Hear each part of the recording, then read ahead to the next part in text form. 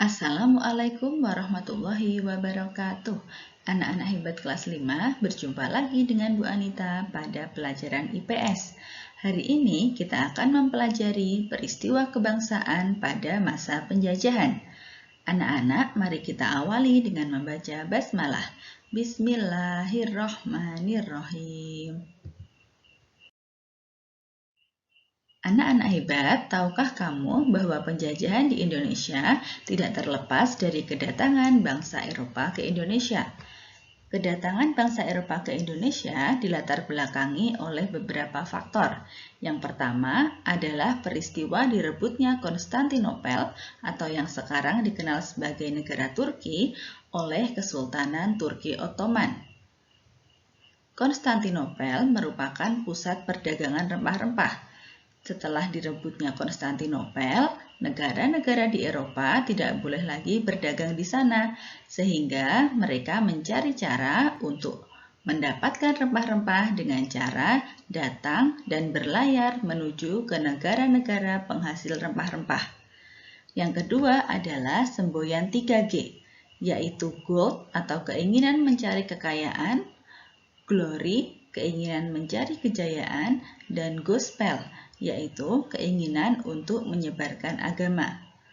Selanjutnya adalah perkembangan ilmu pengetahuan dan teknologi, seperti pembuatan kapal yang canggih, ditemukannya persenjataan, serta kompas. Selanjutnya, kita akan mempelajari masa penjajahan Portugis di Indonesia. Bangsa Eropa yang pertama datang ke Indonesia adalah Portugis. Portugis masuk ke Indonesia pada tahun 1512 dipimpin oleh Afonso de Albuquerque. Kedatangan Portugis awalnya disambut baik oleh masyarakat. Portugis diterima dengan baik oleh Raja Ternate dan diizinkan untuk mendirikan benteng. Namun, ternyata kedatangan Portugis tidak hanya untuk berdagang rempah-rempah, melainkan ingin menguasai rempah-rempah di Indonesia. Selain itu, Portugis juga menunjukkan sikap serakah, ikut campur dalam pemerintahan, membenci agama rakyat Ternate, serta bersikap sewenang-wenang. Perlawanan terhadap penjajahan Portugis di Indonesia antara lain dilakukan oleh Kesultanan Aceh yang dipimpin oleh Sultan Iskandar Muda, oleh Kesultanan Ternate yang dipimpin Sultan Hairun dan Sultan Baabullah, serta Kesultanan Demak yang dipimpin oleh Pati Unus dan Fatahillah. Selanjutnya, kita akan mempelajari masa penjajahan Inggris di Indonesia. Saat menguasai Indonesia, pemerintah Inggris mengangkat Thomas Stamford Raffles sebagai Letnan Gubernur di Indonesia. Ia memulai tugasnya pada 19 Oktober 1811. Beberapa kebijakan Raffles di Indonesia antara lain, yang pertama, Raffles bersama Arnoldi berhasil menemukan bunga bangkai sebagai bunga raksasa terbesar di dunia yang kemudian diberi nama bunga Rafflesia Arnoldi. Selanjutnya, Raffles menulis buku History of Java. Yang ketiga, Raffles merintis pembangunan kebun raya Bogor. Yang keempat, menerapkan sistem sewa tanah. Yang kelima, membagi Pulau Jawa menjadi 16 karesidenan, serta melarang perdagangan budak. Nah, sekarang kita akan mempelajari masa penjajahan Belanda di Indonesia.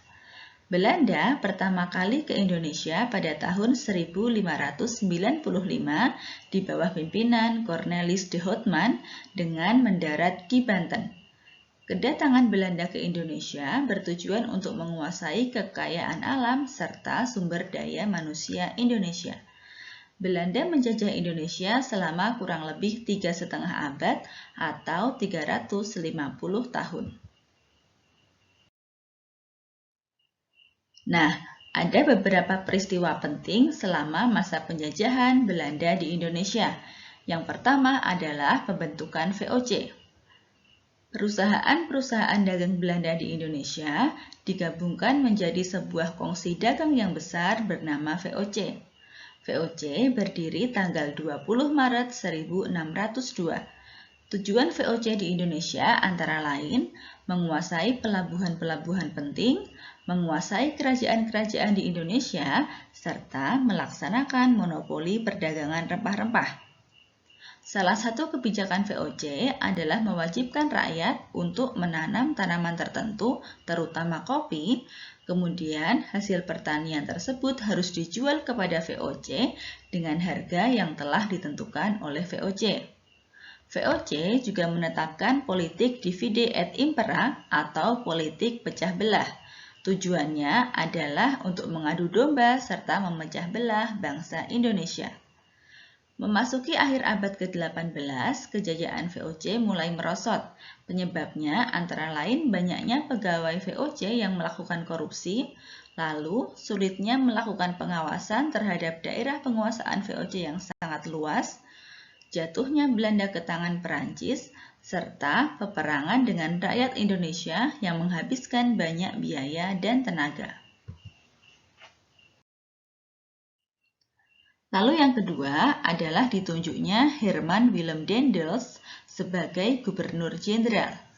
Beberapa kebijakan Daendels antara lain, yang pertama adalah meningkatkan jumlah tentara Belanda dengan cara mengambil dari berbagai suku bangsa di Indonesia.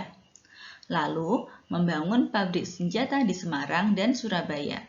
Yang ketiga, membangun pangkalan armada di Anyer dan Ujung Kulon.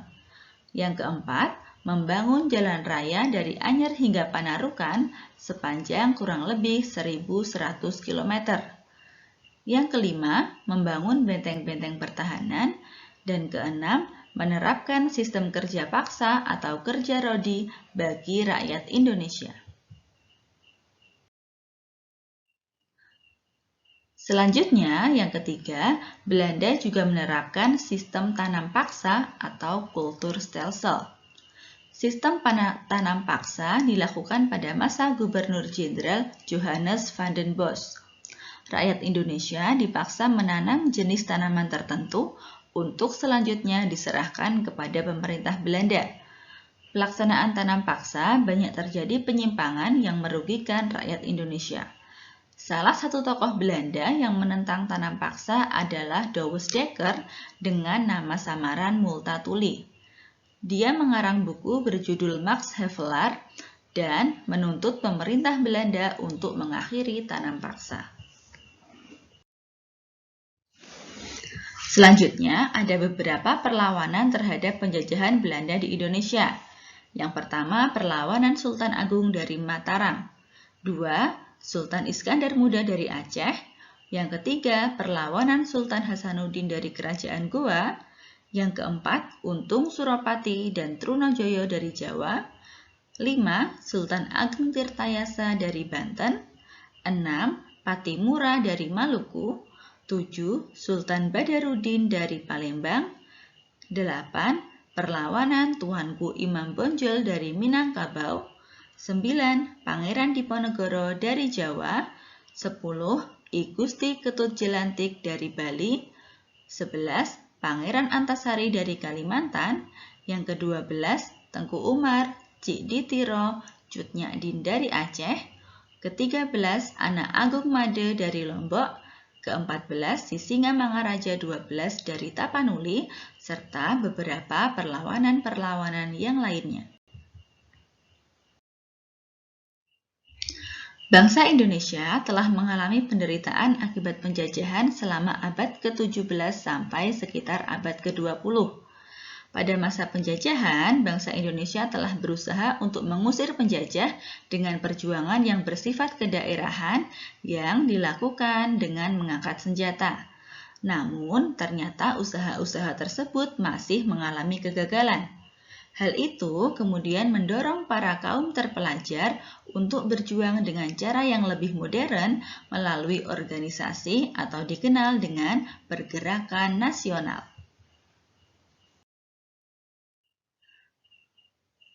Pergerakan nasional ditandai dengan berdirinya Budi Utomo.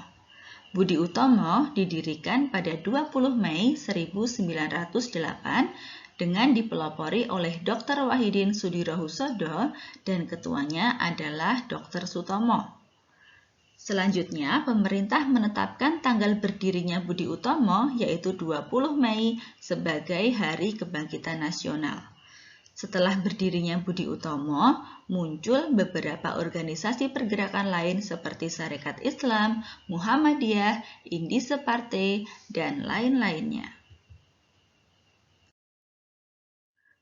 Selanjutnya, kita akan mempelajari Kongres Pemuda.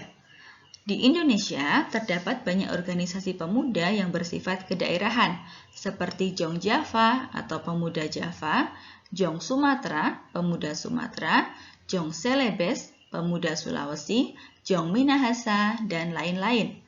Beragam organisasi tersebut berkumpul dalam Kongres Pemuda dengan tujuan yaitu Persatuan Nasional.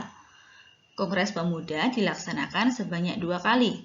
Kongres Pemuda pertama diselenggarakan pada 30 April sampai 2 Mei 1926 di Jakarta, dan Kongres Pemuda II berlangsung pada 27 hingga 28 Oktober 1928. Pada malam penutupan tanggal 28 Oktober 1928, Kongres Pemuda II mengambil beberapa keputusan. Yang pertama, menerima lagu Indonesia Raya ciptaan W.R. Supratman sebagai lagu kebangsaan. Yang kedua, menerima merah putih sebagai bendera Indonesia. Yang ketiga, menggabungkan organisasi pemuda menjadi Indonesia Muda. Dan yang keempat, mengikrarkan Sumpah Pemuda. Tanggal 28 Oktober kemudian diperingati sebagai Hari Sumpah Pemuda. Berikut adalah bunyi Ikrar Sumpah Pemuda. Yang pertama, kami, putra dan putri Indonesia, mengaku bertumpah darah yang satu, tanah air Indonesia. 2. Kami, putra dan putri Indonesia, mengaku berbangsa yang satu, bangsa Indonesia.